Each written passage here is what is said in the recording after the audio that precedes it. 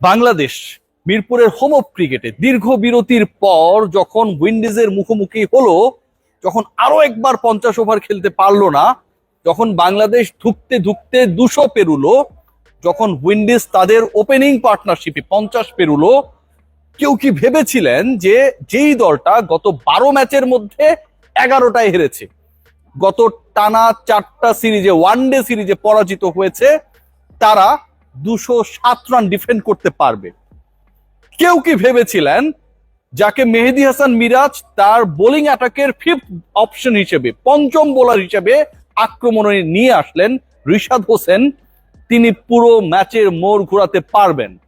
কেউ কি ভেবেছিলেন বাংলাদেশের 200 পেরোনোর জন্য রিশাদ হোসেনের 13 বলে 26 রানে 200 স্ট্রাইক রেটের ওই ক্যামিওটা বিশাল একটা রোল প্লে করবে? কেউ ভাবেন নাই। যা কেউ ভাবে নাই সেই জিনিসটি ভাবিয়েছেন রিশাদ হোসেন, করে দেখিয়েছেন রিশাদ হোসেন মিরপুরের হোম অফ ক্রিকেটে। বাংলাদেশের কোন বোলার ওয়ানডেতে প্রতিপক্ষের প্রথম 5 উইকেটের 5টাই নিয়েছে। এক্সপেরিয়েন্সটা কি কেউ কখনো দেখেছেন? ঘটেছিল? আপনার ক্রিকেট নলেজ, আপনার চিন্তা ভাবনা, স্বপ্নকে একবার বাস্তবতার দিকে নিরিখে পরীক্ষা করে দেখুন, পাবেন না উত্তর। রিশাদ সেটা করে দেখিয়েছেন। বাংলাদেশ দলের প্রথম কোন ডানহাতি স্পিনার ওয়ানডেতে ইতিহাসে 5 উইকেট নিলেন, বাংলাদেশে অন্য কেউ নিতে পারেন নাই। রিশাদ হোসেন আজকে যা করে দেখিয়েছেন, ব্যাটে করেছেন, বলে করেছেন, স্পিনে করেছেন, প্রতিপক্ষকে নাকানি চুপানি খাইয়েছেন এবং বাংলাদেশকে 12 ম্যাচে 11টা হারা দলকে ফাইনালি মিরপুরে একটা দারুণ জয় এনে দিয়েছেন, যেখানে 207 রান বাংলাদেশের জন্য এনাফ হয়ে গেছে। রিশাদ আজকে যা করেছেন, যেভাবে করেছেন, সে এক্সপ্লেনেশনে যদি আমরা যাই, আমি যদি যাই, তাহলে দেখবেন শুরুতেই বলছিলাম যে বাংলাদেশের রান হচ্ছে 207, 50 ওভার খেলতে না পারা দলটা, মাহিদুল অঙ্কনের অভিষেক ম্যাচ, সৌম্য সরকারের কামব্যাক, একজন কিচ্ছু করতে পারেন নাই, আরেকজন সর্বোচ্চটা দিয়ে চেষ্টা করেছেন স্কোরটা যেন একটু হলেও সমৃদ্ধ হয়, মান সম্মানটা যেন থাকে। সেই ম্যাচে বাংলাদেশের সেই রান টপকাতে গিয়ে 51 রানের ওপেনিং পার্টনারশিপ দুই উইন্ডিজ ব্যাটারের। পাওয়ার প্লেতে বাংলাদেশের বোলাররা 10 ওভারে বাংলাদেশের বোলাররা they were not able to take any wicket, a single wicket. 45 run তুলে ফেললো উইন্ডিজ। যে আস্কিং রান রেট ছিল, সেই আস্কিং রান রেটের সাথে দারুণ ছন্দে এগিয়ে যাচ্ছিল ক্যারিবিয়ান ক্যালিপসোতে। রিশাদ বল করতে এলেন, পঞ্চম বোলার হিসেবে বল করতে এলেন। 51 থেকে 92, এই যে 41টা রান উইন্ডিজ অ্যাড করলো, এই 41 রানের মধ্যে 5 উইকেট নেই। বিনা উইকেটে 51 থেকে 92 রানে 5 উইকেট হারানো ওয়েস্ট ইন্ডিজ তখনই পথ হারায় যখন রিশাদ হোসেন জ্বলে ওঠেন। এক এক করে প্রত্যেকটা ব্যাটসম্যানকে ফিরিয়েছেন। তার ওই 5 3টা ক্যাচ নিয়েছেন নুরুল হাসান সোহান, একটা এলবিডব্লিউ, একটা সাইফের তালুবন্দি করে।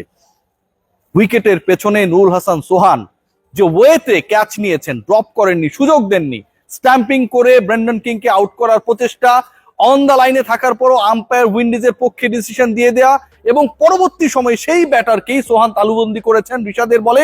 সবকিছুই যেন একটা নতুন মহাকাব্য।